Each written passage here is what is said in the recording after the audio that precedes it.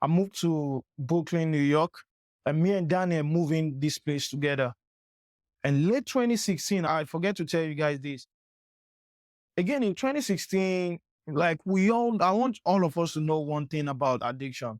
Addiction has always been something we love, we cherish. It's something that is always good to our body until you do it and you just take over your mind and your mind, we call it addiction. Then you now be like, oh shit, it's called addiction. I can't go without this thing again. That's what it is. 2016, even though I was doing that, I wouldn't call myself an addict back then because I was still good, man. I was still good. I wasn't feeling any form of regret of doing that. I wasn't feeling no sadness. I was even excited doing it. So addiction, guys, if you guys don't know, addiction is always something that you will always love at first, but at the end of the day, it's gonna be something that you now hate, but you can't do without it unless you actually fight your mind again. Because your mind is where everything lies. Oh, your mind is where everything lies. I just pray right now, His goodness upon my life will be permanent in Jesus' name. Um, I met my girlfriend 2016, and I'll tell you how I even met because, like I told you guys, I'm not no. When it comes to girls, I'm not that guy, man. I'm not a game player. I'm always about my work, about my hustling. I'm a hustler. I like to work, let's make money. Let's test our strengths. Like, I want to be found where real men are found. I made new friends I dig into. Ashton and Douglas. They are the one that even pushed me, bro. As much as I know Tina was giving me all the old green light, but again, I really don't. Man. I know you guys might probably be like, oh, why is it like that? But I really don't. These are the two words I said to Tina. I find you attractive. Can we hang out? Shorty, she laughed and she was like, yes, no problem. And I could ask if I could put it this way, if it wasn't a girl that was feeling me, if it was just a random girl that I was chasing and I gave her those two lines, she would look at me like I'm crazy. My mom has always told me this: a girl that wants you is the best kind of relationship you will ever be in, not the girl that you want to. So it's always good for that girl to even love you more than you love her. Okay? So always look for that girl that find you attractive. And me, one thing, I've always cut my coat according to my size. I'm not looking for no bad bitch. Tina too was feeling, and everything went smooth with Tina until she decided to cheat on me, man. I think it's 2 months after we got together, she decided to cheat on me. I forgive her, but I never let go back then. So I went back to my bad habits, man. Went back to my bad habits. This was when I treated Tina like I didn't treat her good. I'm guilty of that. I didn't treat her good because it would have been better if I actually let her go on time. Because I started messing around, even though when I know I'm still in this relationship. Daniel witnessed all this whole incident and everything, the way I was breaking up with Tina oftentimes. And this is his advice. So Daniel told me instead of breaking up with Tina over sex all the time, it's better for me to masturbate. That is going to reduce my urge of wanting to have sex.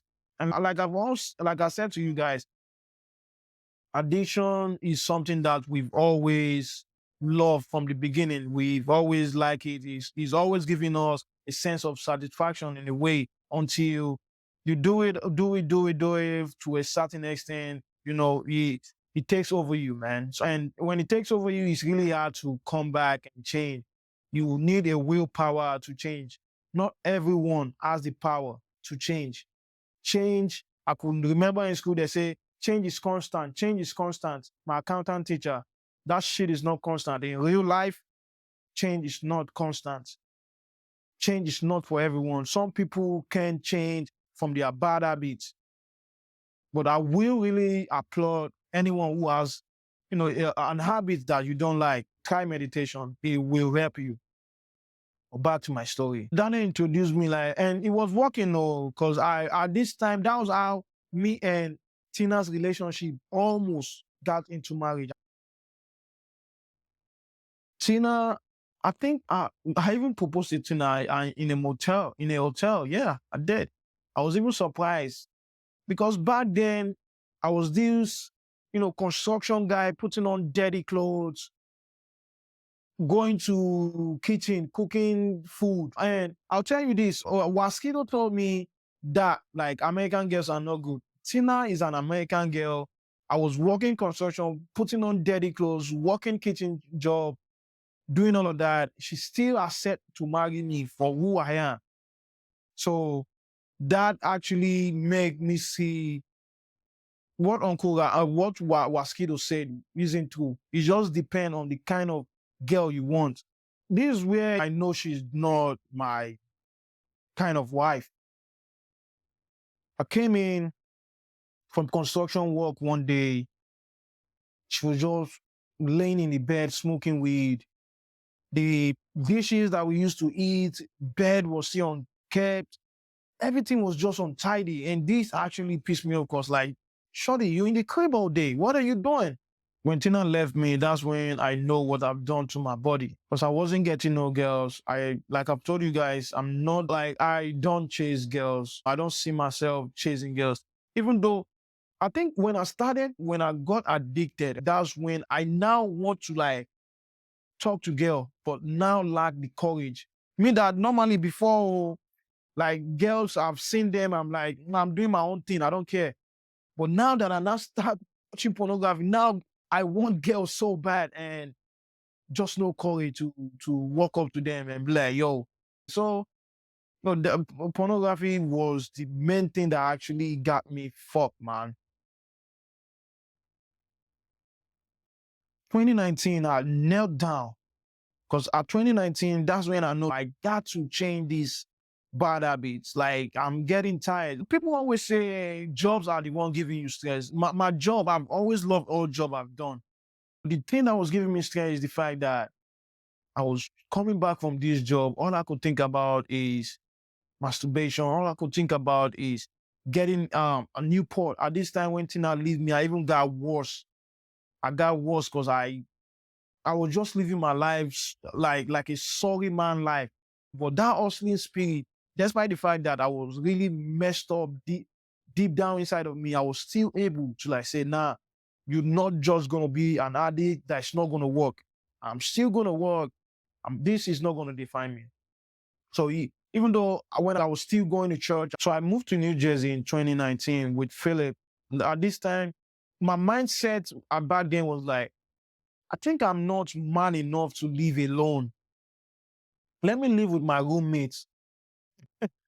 Hopefully, my pornography, my this bad habit is going to stop. Because when my roommate is at home, I can't be doing that. So that was my excuse why I actually moved to New Jersey, Newark, New Jersey. I get to Newark. I picked up this fucked up habit, man. Newark, they smoke black amount like crazy, bro. I will be showing you a picture of a black amount. Not, I was even smoking cigarette, but cigarette wasn't even good enough for me. Cigarette wasn't good enough. Wasn't. I wasn't getting high enough with cigarettes. So my cigarette smoking didn't even last maybe like a month. I was just looking for that hard one. So I went into black amount now. Smoke black amount. Black amount even got me even familiarized with pornography because I will be smoking black amount like this and I'll be doing, oh my God, life. What meditation would do to you, a sense of awareness. Any guy that is into pornography, into smoking, that you're tired of it, please try and meditate. The whole answer is right within you. And I don't want you to see me as a guy that is just talking too much, but when I live this life, and that shit was miserable for me. Now that I'm actually aware now, I feel like, damn. And I want guys who is into the same thing to try meditation so we could actually tell our story. I'm telling my story now, happy about it. Because God has just make me see life in a different way. It don't matter if you're living with your friend, if you're living with people, if you're living alone, that change has to be something from within. You have to have that willpower that you want to change. But I think at 2019, My willpower wasn't enough because I remember I prayed and I cried to God, but I don't know that prayer no work. It no work, man, because I remember it's January, having that January New Me resolution. I remember in my room, I knelt, I cried, pray to God. Nah, no work. Oh. You know, work. America, everyone needs to work. So Philip too was working. We have different schedules. So there was still little time that I was able to spend, and that little time, I still use it to fuck myself up. So that's what I'm telling you. Change can happen anywhere. I had this mindset like, oh, if I move to my friend, maybe my friend is going to make me change. But nah, man, change is something you have to sit in your room or you have to sit with your deep inner self to talk to yourself like, yo, I'm tired of this. I don't want to do this no more. Because you thinking, if you move to this place, if you move to that place, we solve your problem. Nah, bro. My people always say, "Nǹkan tó ń wá lọ ṣòkòtò, ó wà lábẹ́ ṣòkòtò ẹ." That's an Yoruba proverb. What you're looking for afar is right underneath your pants. So why are you looking that far place when it's right under your pants? So it's just a proverb that it's right within you, man. If you just have the willpower, you got it. You got it, bro.